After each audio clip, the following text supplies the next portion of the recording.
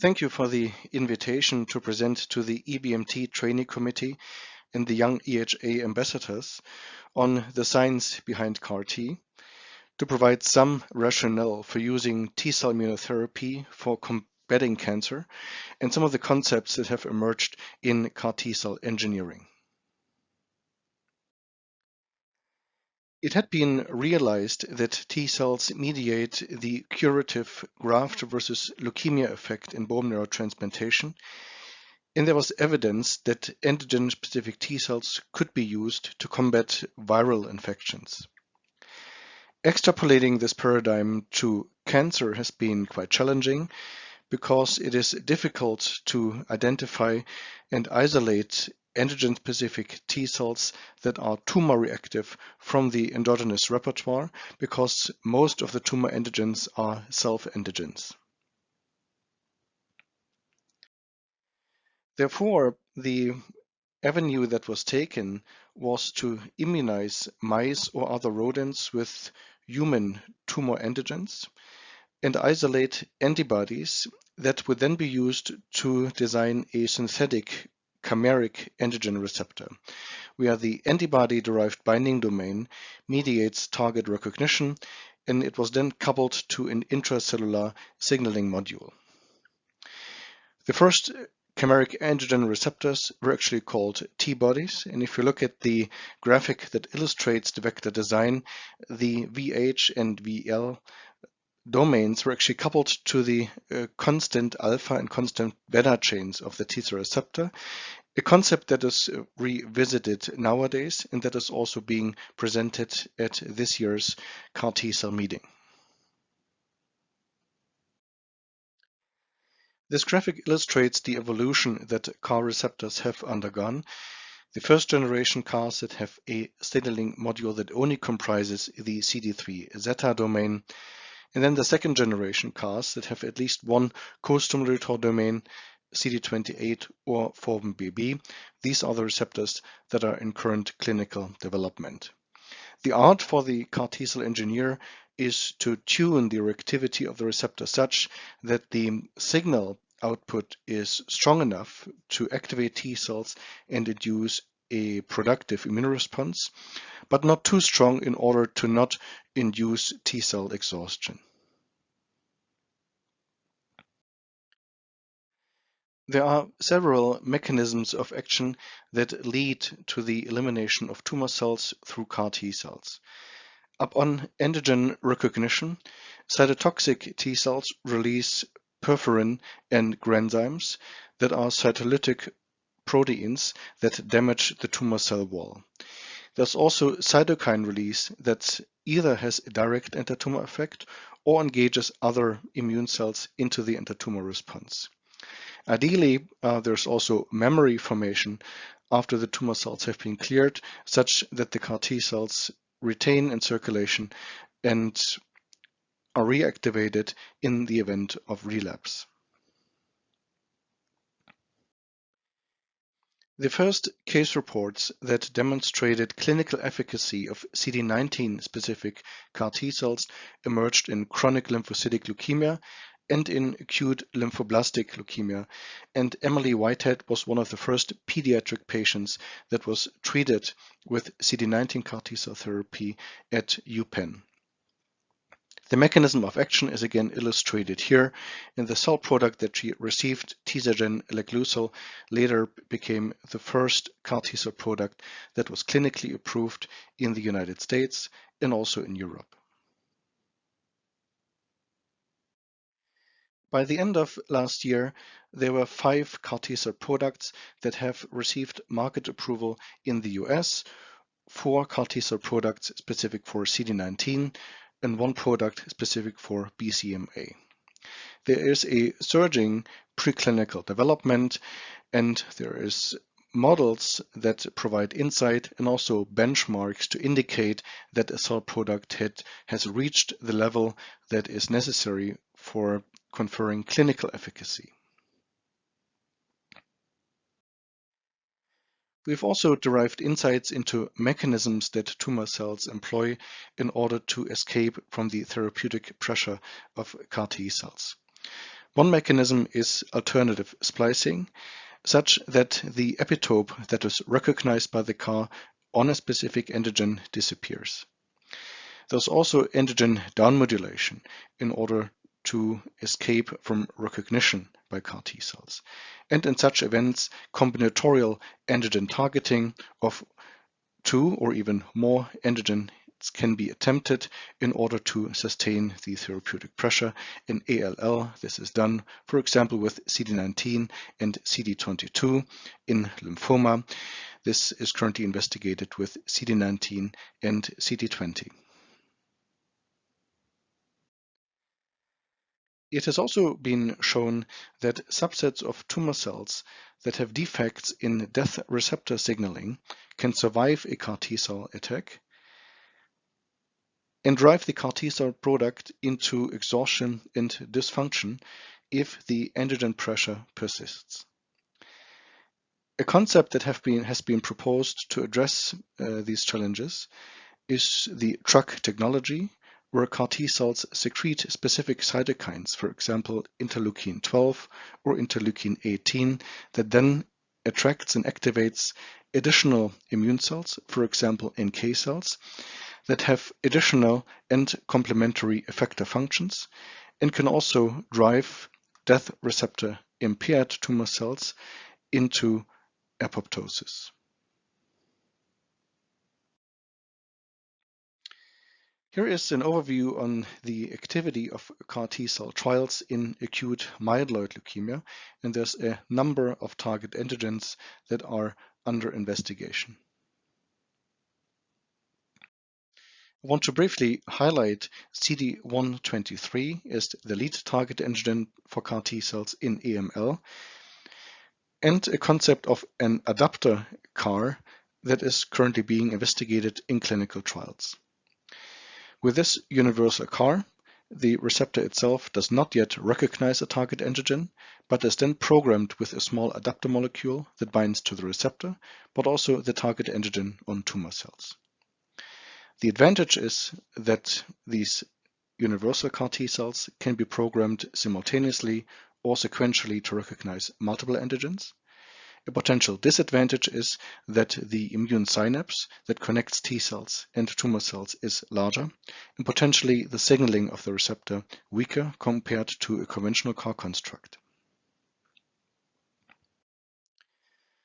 Also in multiple myeloma, there is significant clinical trial activity, and similar to B-cell leukemia and lymphoma and to acute myeloid leukemia, the highest number of clinical trials is registered in China and in the United States, followed by Europe and other regions in the world.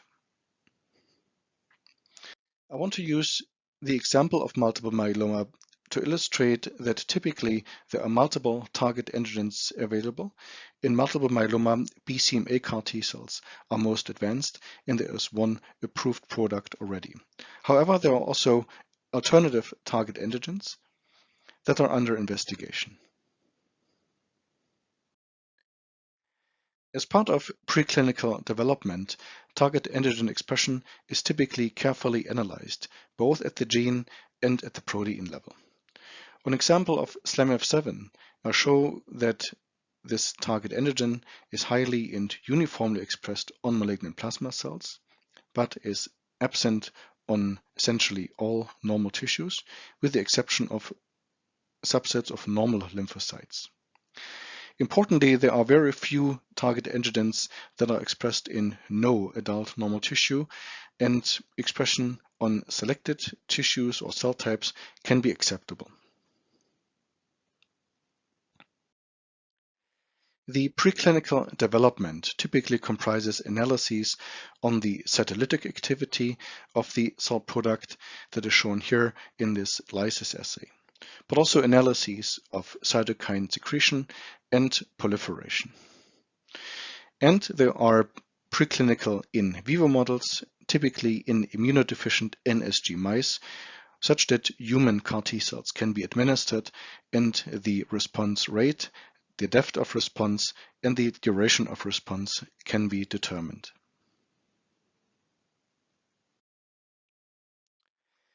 CAR T cells undergo a particular life cycle.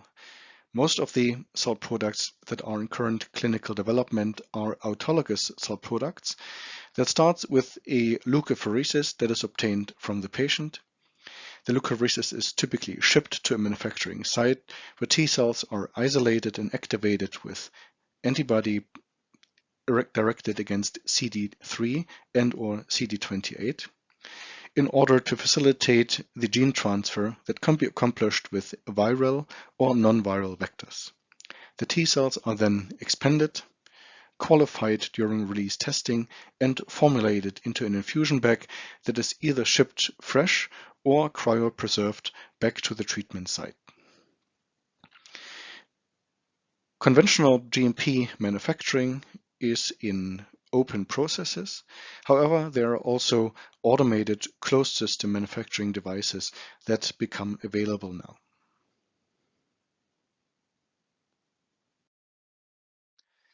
There is a lot of interest currently in determining gene transfer vectors that can be produced at high scale and at an affordable price in order to increase the access of patients to CAR T-cell therapy. Lentiviral vectors and gamma retroviral vectors are the current industry standard, and a new class of gene transfer systems that is currently emerging is virus-free transposon-based gene transfer. Transposons are jumping genes. There are two components: the transposon itself that comprises the genetic information for the CAR, and the transposase, shown here in orange, which is a cut and paste enzyme that can mobilize this stretch of double-stranded DNA from a donor vector and integrate it stably into the T cell genome. There are embodiments for electroporating transposase, for example in the form of mRNA, and the transposon either as plasmid DNA or minicircle DNA in order to accomplish the gene transfer.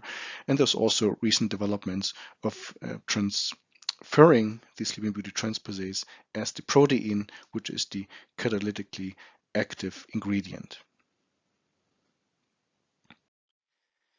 There are concepts of both point of care, meaning at the hospital, versus centralized CAR T-cell manufacturing, and it is possible that in the lifetime of a CAR T-cell product, from its first clinical development all the way to market approval, different settings may be optimal.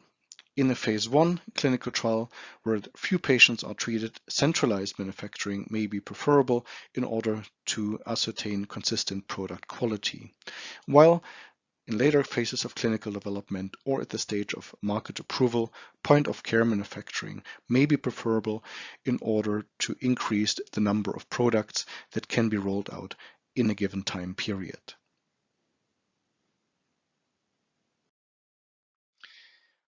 An aspect I want to mention briefly is artificial intelligence, where there is a lot of interest in defining concepts of how AI can be integrated into T-cell manufacturing and therapeutic use. There are early concepts that are in development, for example in the 8-Path EU project, where the ambition is to establish an automated modular manufacturing platform for CAR T-cells. The reference points where AI is currently thought to be potentially useful include analyses of the patient's history and biomarkers on the input T cells in order to devise customized manufacturing schemes for a specific patient. But also then biomarkers that are obtained during the manufacturing process in order to determine when a CAR T cell product has reached its optimal fitness and is ready for infusion. Finally, I want to provide a short outlook of additional applications for CAR T-cell therapy that take us beyond hematology and oncology. Here is one example of CAR T-cell therapy to treat Aspergillus fumigatus fungal infections, where we demonstrate that in particular CD8 positive T cells that release perforin and granzyme confer a direct antifungal effect, but also activate and engage innate immune cells like macrophages into the antitumor response.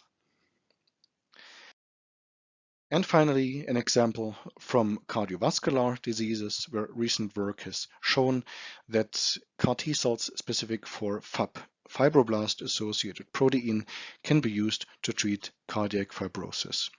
In a follow-up paper, and this work will also be presented at the CAR T cell meeting, the group has shown that in vivo gene transfer through administration of mRNA packaged into nanoparticles provides transient gene transfer and is sufficient for this indication to deliver a therapeutic effect.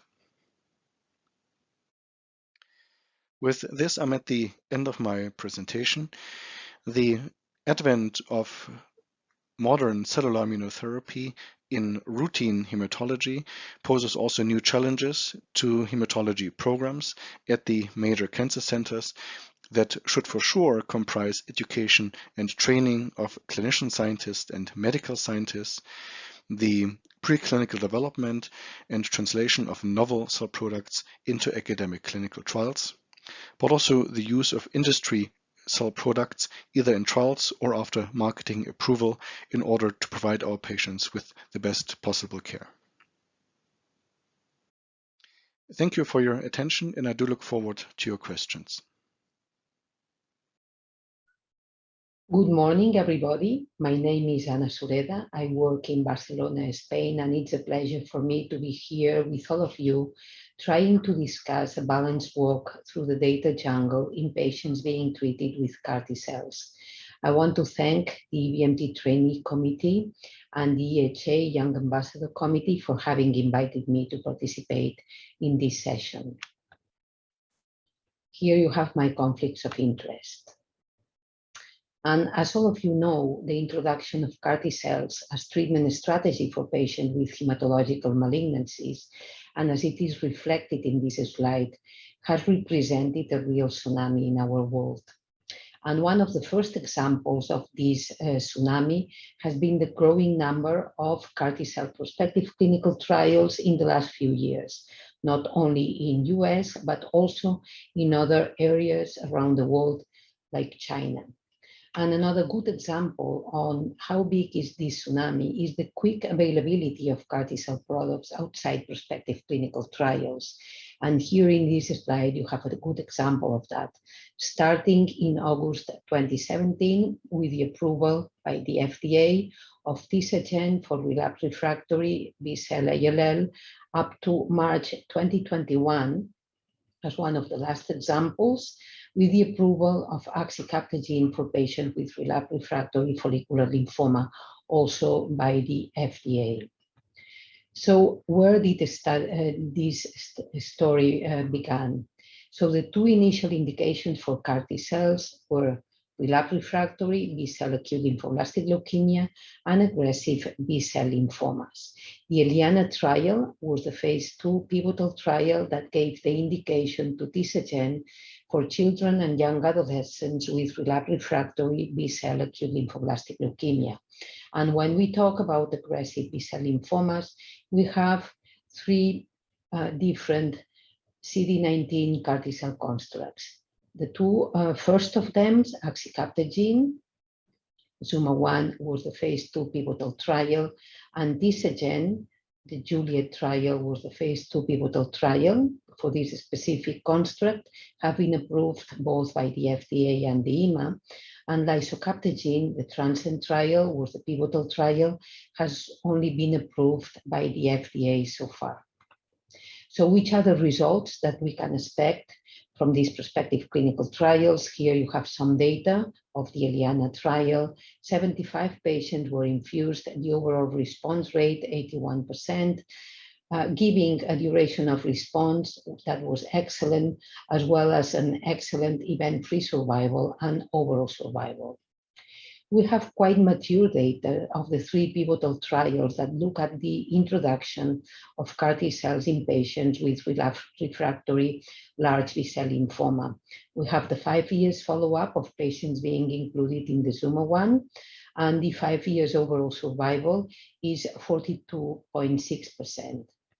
With a median follow-up of 40 months, The last update that we have seen from patients included in the Juliet trial give a median overall survival, which is 11.1 months. And although recognizing that the Transcend trial has more preliminary data and the median follow-up is between 1 year and 1.5 years, at least what has been presented, the median progression-free survival is 6.8 months and the median overall survival for the global population of patients is 21.1 months. So have CAR-T cell constructs been able to fill in this big unmet medical need for relapsed refractory patients? I think that the answer to this question is basically yes. And I have brought here this example, which is a retrospective analysis that was published in 2021, looking at the 2 years overall survival of patients with relapsed refractory large B-cell lymphoma that were included in the SCHOLAR-1 trial, compared to the 2 years overall survival of patients with the same clinical situation that were included in the SUMA-1 trial. And as you can see, I'm using a propensity score statistical method. The median overall survival for those patients being treated with CAR-T is significantly better than the median overall survival for those patients being included in the retrospective SCHOLAR-1 trial. But we have to acknowledge that all these constructs have been approved on the basis of phase 2 prospective clinical trials that in many cases have not included a significant proportion of patients. So how we have moved from prospective clinical trials to the real world. So in summary, how are we performing outside prospective clinical trials? And one of the things that we have to take into consideration is that, as usually happens, when we talk about real-world evidence, we are looking at patients that in many cases would have never been candidates to be included in prospective clinical trials because some of different exclusion criteria. So we have some data looking at the real life experience with the use of TISA in patients with relapsed refractory B-ALL coming from the CIBMTR. Here you have more than 200 patients being treated with this specific indication with a median duration of response of 12 months, a median event-free survival of also of 12 months, and a median overall survival that has not been reached. We also have a real life experience on how TISA performs in the same indication in Europe. And I am bringing here as an example this retrospective analysis, including 51 patients being treated in different French centers, demonstrating an event-free survival, which is a little bit higher of 40% at 2 years, and an overall survival, which is a little bit higher than 60% also at 2 years. What about the real-life experience with relapsed refractory large B-cell lymphoma? Here you have some data that were presented at the last ASCO meeting, looking at more than 1,200 patients being recruited within the CIBMTR registry that were treated with axi-cel because of relapsed refractory large B-cell lymphoma. Similar data to what has been published in the ZUMA-1, an overall response rate of 73% with a complete remission rate of 55%. A median progression-free survival of 7.75 months, and interestingly, the authors were able to demonstrate that both progression-free survival and overall survival for those patients with chemosensitive disease or untreated relapse was better than for those patients that were infused with refractory disease, although we need to acknowledge that results of refractory patients are also quite interesting. We have a similar picture when we look at the real life experience with TISA in relapsed refractory large B-cell lymphoma. These data were presented at the last ASH meeting, also by the CIBMTR, including more than 600 patients that were treated with TISA. As you can see, an overall response rate of 57.4%, complete remission rate of 42%, that are quite similar to what was initially seen in patients included in the Juliet trial, 53.0% and 39.1%. And we have a similar picture when looking at progression-free survival. The 12 months progression-free survival rates were similar between Juliet ineligible patients, 34.2%, and the overall CIBMTR population, 33.1%, both reflecting what it was seen in the Juliet trial, 34.6%. What about Europe? Europe introduced CAR T cells outside prospective clinical trials a little bit later than US, and this is why the real-life experience is not as big in terms of number of patients being presented, eventually in terms of follow-up. But here you have probably a non-comprehensive list of different studies that have already been presented by different national registries. But basically the bottom line of all this information is that our real-life experience in Europe in terms of efficacy, overall response rate, complete remission rate, PFS, and overall survival is quite similar with AXI and TISA to what has already been published in phase 2 pivotal prospective clinical trials. Another important thing that we have to take into consideration when we think about real-world experience and why it is so important is because it allows us to identify prognostic factors for long-term outcome. We have to acknowledge that CAR-T have significantly improved the long-term outcome of these populations, this population of patients that are difficult to treat, but the results of CAR-T are not exactly the same in all the patients.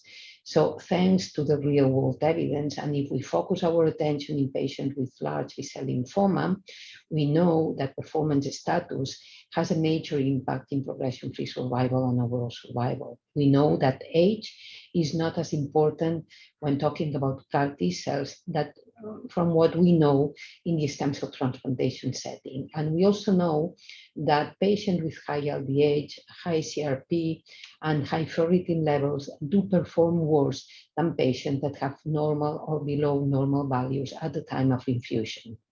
We also know, and this information comes from a retrospective analysis of the French registry, that tumor burden before infusion is of importance, and we also know that achieving a quick complete metabolic remission 1 month after the infusion of the construct has an impact not only in progression-free survival but also in overall survival.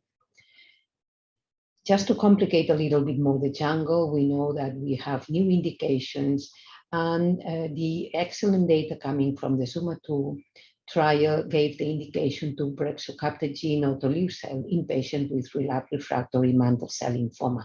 In the same way that most probably in the near future, we will have the possibility to use axi-cel and TISA-cel for patients with relapsed refractory follicular lymphoma, thanks to the excellent data presented in the ZUMA-5 and in the ELARA trial. But which are the additional considerations that we have to take into account trying to move ourselves in this CAR-T cell jungle? And these are considerations that are quite specific to patients being treated with CAR-T cells. The complexity of the manufacturing process, specific regulatory issues, time intervals between apheresis and product infusions, official designation of CAR-T cell accredited centers and accessibility to the treatment. And this makes the need to produce long-term data for both efficacy and side effects even more important. And this is where the importance of the registry and the importance of data reporting come into the scene.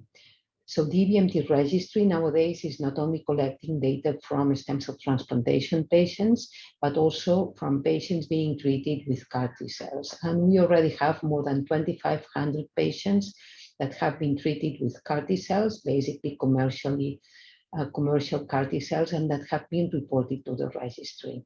And that's really very important. And in this slide, you can see how active have been the different countries around Europe in reporting data to the EBMT registry. But it's not only important to report data to the registry to understand from a scientific point of view long-term efficacy and long-term toxicity of these products, but it's also important because of regulatory issues. So if we go back to March 2019, EBMT received a regulatory qualification from the European Medicine Agency, the EMA, on the use of its patient registry to support novel CAR T-cell therapies. And EBMT registry was made a suitable platform for the collection of data for post-authorization, safety, surveillance, and efficacy studies, the past trials that are already ongoing in Europe right now under the umbrella of the EBMT registry. EBMT has also been very proactive in Europe, trying to implement different strategies regarding CAR T-cell constructs. And together with EHA,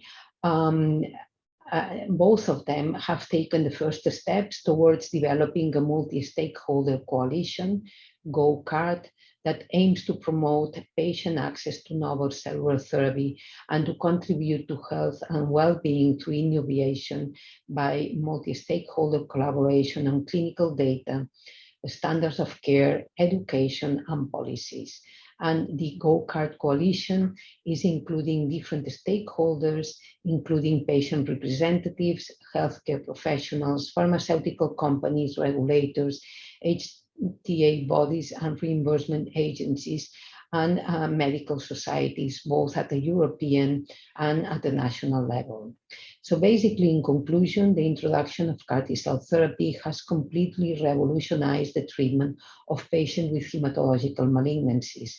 We have excellent results in phase 2 pivotal prospective clinical trials that have been replicated by our real-world data, both in EU and US. Nevertheless, data reporting through registries is urgently needed, not only to better understand long-term efficacy and toxicity, but also, as I have shown you, because of regulatory purposes.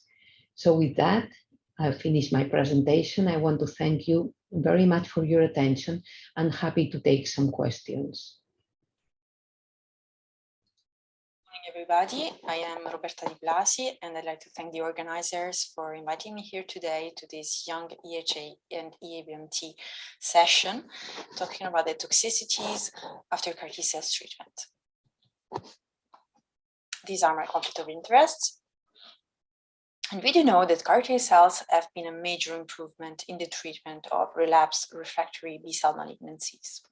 We obtained the EMA in Europe in 2018, and we do have now 3 products for the treatment of non-Hodgkin lymphoma and 1 product for the treatment of relapsed refractory ALL. This treatment allows us to achieve relevant benefit in overall survival and progression-free survival for such patients. We do also know that this treatment presents toxicities such as CRS, cytokine release syndrome, and ICANS, immune effector cell-associated neurotoxicity syndrome. These 2 toxicities can vary according to hematologic malignancies and CAR T-cells product. But cytopenias, hypogammaglobulinemia, and infections also play a role. As you can see, in ALL, severe CRS rates can vary from 19 to 46%, and severe ICANS rate can vary from 13 to 43%. In non-Hodgkin lymphoma, the rates are lower, varying from 2 to 22% of severe CRS and from 1 to 32% of severe ICANS.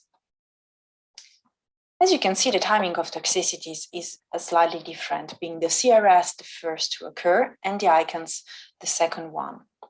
Cytopenia can be present since the very beginning of CAR T-cells infusion to later after the treatment, till 1 month or even after. I will start with a clinical case in order to show you how we do manage these kind of toxicities in St. Louis Hospital. So Mr. H is a 69-year-old patient. He's retired. He presented a diagnosis of follicular lymphoma in 2007. He received several lines of chemotherapy for this treatment, RCDP, then Erbenda, and then he presented a transformation to the LBCL. His last line of chemotherapy was R-CHOP that ended in 2019, but unfortunately 2 years after, he relapsed and we decided to propose to the patient a CAR T-cell treatment. Unfortunately, his treatment had to be delayed in order to treat a COVID-19 infection. But in the end, we managed to perform lymphodepletion at the beginning of the year, and the patient was dosed in the 10th of January 2022. At day 2, it started presenting fever from 38.9 Celsius degrees. It did not present hypotension. It did not present need of oxygen. But despite that, it was in aplasia. So which are the hypotheses? What would you do? Well, we do know that when temperature higher than 38 degrees Celsius is present with no need of oxygen and no hypotension, we can be facing a grade 1 CRS. So what we do is that we do manage this patient in hematology ward. So we perform a diagnostic workup for infections, we started antibiotics, and we kept surveilling the patient. So actually, we had a grade 1 CRS versus infection hypothesis. We did administer broad-spectrum antibiotics, pibitazo, and our blood cultures were positive for Klebsiella oxytoca, both in peripheral blood and in PICC line. Since the germ was multisensible, we de-escalated to cefotaxime. But at day 4, our patient was presenting persisting fever at 40 with no hypotension. So we did administer an amikacin shot. We saw that the PICC line was inflammatory. We did perform an ultrasound showing thrombosis. So the PICC line was withdrawn and the anticoagulation was started. So we had a bloodstream infection caused by Klebsiella oxytoca and a CVC thrombosis, and maybe also a CRS of grade 1. At day 4, Mr. H was showing micrographia, and in the afternoon, it was completely agraphic. So we do know that this executive syndrome and dysgraphia are symptoms of ICANS. As you can see in this ICE score that you can see on the right of the slide, some questions and some activities are demanded to the patients in order to assess an eventual and potential ICANS. And indeed, we do know that when the ICE score is impaired, we might be in front of an ICANS. When we are facing a grade 1 ICANS, what we do is that we perform a biologic and radiologic workup, including an EEG and neuroimaging by MRI, and of course, we do perform a neurologic assessment. Since ICANS, even of grade 1, may be present in when a CRS is already here and might be rapidly worsening, we suggest an ICU specialist to evaluate the patient. And we usually manage these patients in ICU. So at day 4, as we can say, we had an agraphia. So our ICE score was of 9. And what will you do? As of course, we said we are going to perform an EEG. The EEG showed encephalopathy, but no sign of epilepsy, likely. The lumbar puncture showed slightly higher proteins, and MRI was normal. So what would you do? Well, I can bet that you would like to move your patient to the ICU, and that's exactly what we did. At day 5, the patient showed mutism and the I score was 0. So what would you do? Well, since we are in presence of a grade 4 ICANS, we did start a treatment. The treatment of the first line was dexamethasone 10 milligram 4 times in a day. And actually, Mr. H gets rapidly better and now is still hospitalized, but getting better and better, and dexamethasone is currently tapering. So what can we say about this ICANS treatment? Well, one experience was this one of Max Top from the smaller cohort of the ZUMA-1 study. So in the fourth cohort of the ZUMA-1 studies, tocilizumab and corticosteroids were allowed since grade 1 neurotoxicities, not the tocilizumab, of course, because we know that it can worsen neurotoxicity. So this study showing the early use of steroids showed that this events where the severity of these events was lower, with no, which is important, with no impact on the overall response rate in the duration of response and on the CAR T cell expansion. And which was interesting is the cumulative doses of steroids were slightly smaller. However, what is important to say is that the cohort number 4 of this 1-1 study did not present exactly the same characteristic of the other patient, as the patients in cohort 4 showed a lower tumor burden and the LDH level. So probably these patients did not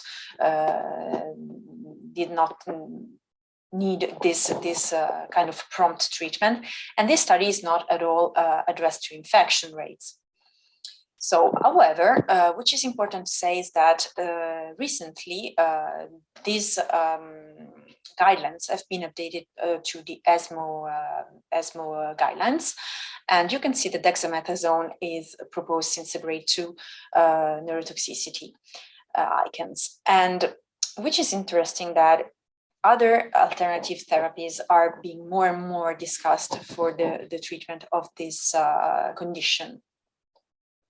And in fact, we do know that there are experiences with anakinra in the case of refractory ICANS, resistant ICANS, that was defined in this study of Werley and colleagues by no improvement after one dose in 24 hours of dexamethasone. The dosing here was 10 to 200 milligram, 100 to 200 milligram per day. And this is actually slightly lower than what we do in Saint Louis. We do usually perform 200 3 times a day. But what is interesting to notice is that there was a significant reduction of the inflammatory cytokines in this case. So this is a slide in order to recapitulate the toxicities and timing of these toxicities. So as you can see, after the CAR T cells infusion, we do have earlier a CRS and then a neurotoxicity, but also infection can occur, and this is neurotoxicity and CRS might also be present in case of CAR T, in case or when CAR T are expanding. So in our experiences in Saint Louis, and this work from Sandrine Balade, CRS occurs in a median of 4 days, ICANS in a median of 9 days, and sepsis at 5 days. So as for cytopenias, we said that these are something that we might need to take into account. So the very first works in CAR T cell treatment, we learned that cytopenias may present a biphasic manner. The first one is linked to lymphodepletion, and the second one is immunomodulated. This would by Nas and colleagues show that up to 38% of treated patients may show cytopenia, and lymphodepletion and thrombocytopenia might be linked to the incidence of this phenomenon, as well as the early CRS. And the non-B cytopenia might be up to 30% at 1 month and to 10% at 1 year for axi-cell, as shown as the work of Log in Hematologica. Brzezinski and colleagues created this CAR hematotox score in this paper in order to identify the risk of presenting cytopenia after CAR T cells. And this scores takes into account bone marrow data, the inflammation characteristic, and tumoral microenvironment. So as you can see, prolonged cytopenias may occur in a quite consistent percentage of cases, but this is not really well defined how long is prolonged cytopenia. So you can see that this can vary according to these different studies that have been performed, with up to 48 or even 58% after 1 year in some cases. So this is really something we need to keep in mind, because it can impact either on the infectious risk or in the quality of life of our patients.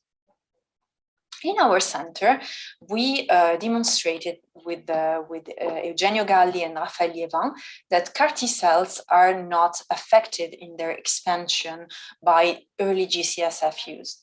We were for a long time scared of using this treatment, at least as for lymphoma treatment, in order to not interfere with CAR T cells expansion and not to worsen CRS or IgANs. While we demonstrated that no increased incidence was present while using early the G-CSF as early as day 2, and this did not show any impact on CAR T cell expansion.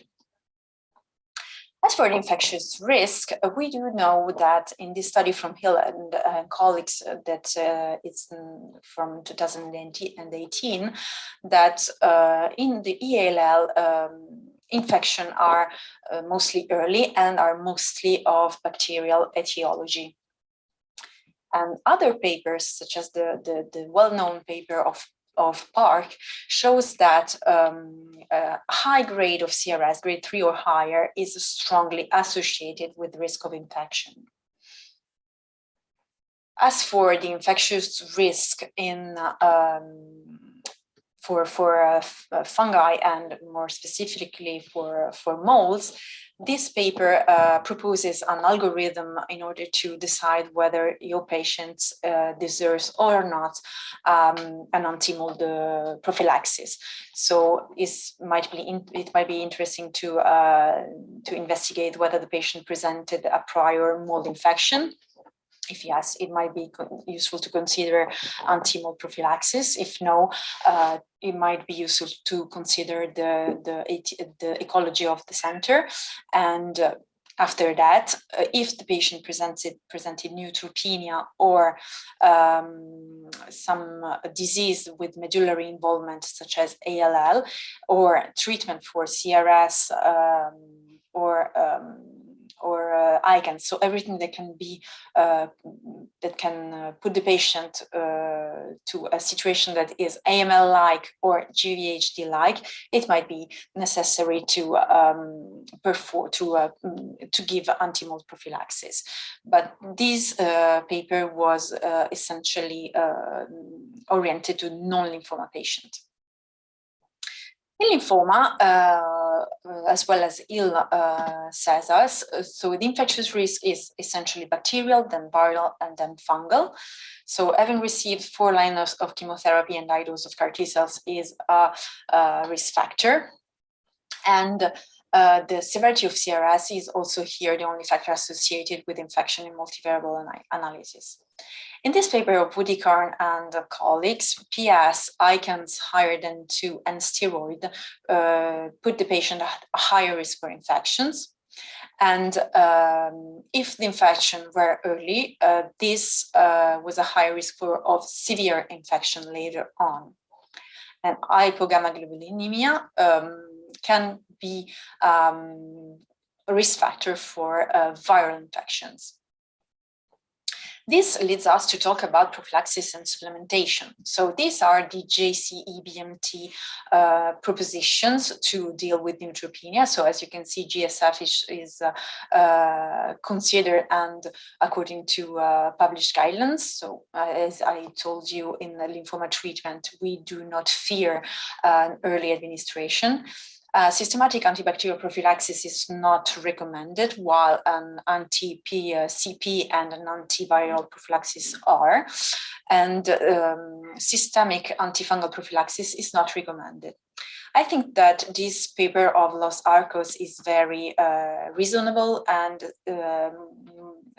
very interesting according to the antifungal prophylaxis that is suggested when the patient has received more than 4 lines of treatment, if he or she presents neutropenia, if he or she receives high dose of CAR T cells, and if a previous infectious invasive fungal infections was present, or tocilizumab and steroid are used. I think this is very crucial.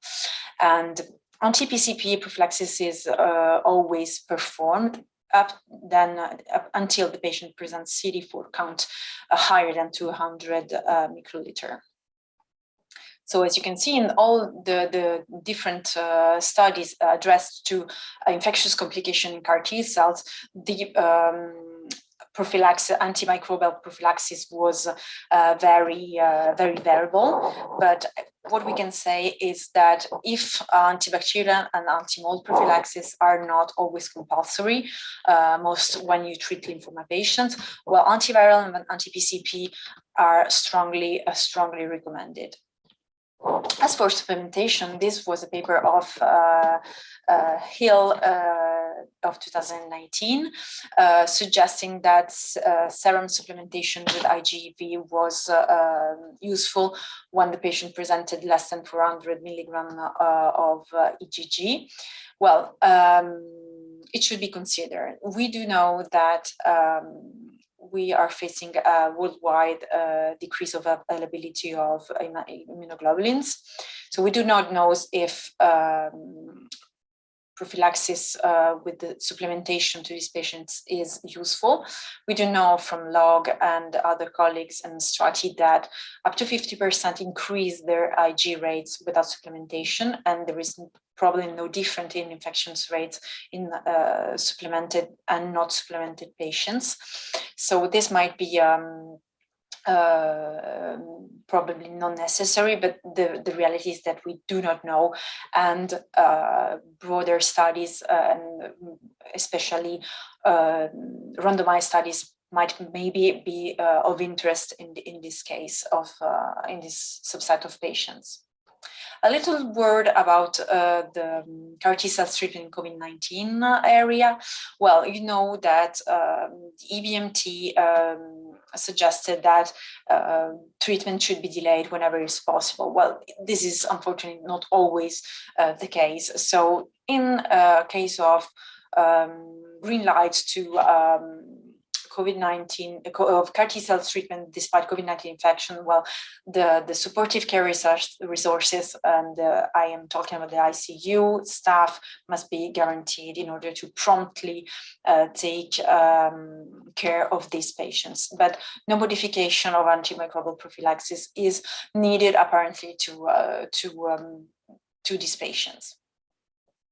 So in conclusion, CRS and ICANS may vary according to CAR T product and hematology malignancy. The prompt diagnosis and management is, of course, necessary. We learned that cytopenias might occur commonly. Febrile neutropenia is a common complication that we cannot distinguish from CRS. The bacterial and viral infection may be frequent. With different epidemiology in ALL and AHL, mostly for fungal and mold infection. And they are, however, rarely severe or lethal. And we do need more recommendation for prophylaxis, EV, EG supplementation, and viral reactivation. So with this, I am finished, and I hope you enjoyed this presentation as well as the rest of the Congress. So take care and be safe. Hi everyone, I'm Claire Horgan and EBMT Trainee Committee Co-Chair. Hi, I'm Eleni Gavriilaki. From Thessaloniki, Greece. I'm part of the YoungEHA committee, and I also serve as a national ambassador for the Greek Hematology Association in the HA. On behalf of the event organisers of this Congress, we'd like to thank them for giving us the opportunity to put together this session specifically for trainees. And we'd like to thank all three speakers involved for their excellent and informative presentations.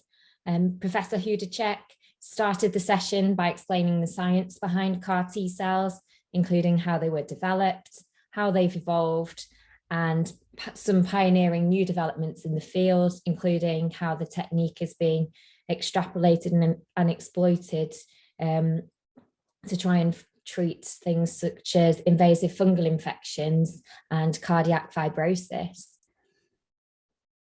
And then the second talk by EBMT President-elect Professor Anna Sureda had a very inspirational title, What is Real in the Real World? And she really walked us through the data jungle. She talked about current indications, trial versus real world data, and the importance of reporting. She tried to save us from this tsunami of information about CAR-T that we are all eager to learn more about in a very concise and matter, and especially for the trainees, a very helpful presentation of current data. And lastly, Dr. Roberta Di Blasi from Paris, France, talked about all the interesting and complications that have emerged with CAR-T cell therapy, cytokine release syndrome or CRS, and neurotoxicity or ICANS. These complications were really life-threatening in the beginning. I think that based on the data she presented and on our experience, these complications are manageable right now. And as we learn more, I think we will be more preventive and try to reduce not only the morbidity and the mortality by these complications. This was also an excellent talk highlighting other long-term complications in these patients. And by that, we conclude this session and would like to express our gratitude to all the speakers and all the members of the community that, both communities that help organize this session.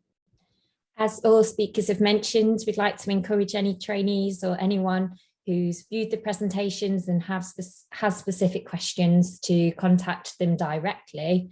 And on behalf of the YoungEHA committee and our own EBMT trainee committee, we'd like to encourage you all to get involved with the activities of both our committees, and you can find a link directly available on the event platform to our websites with some more information, or you can contact us both through our social media channels.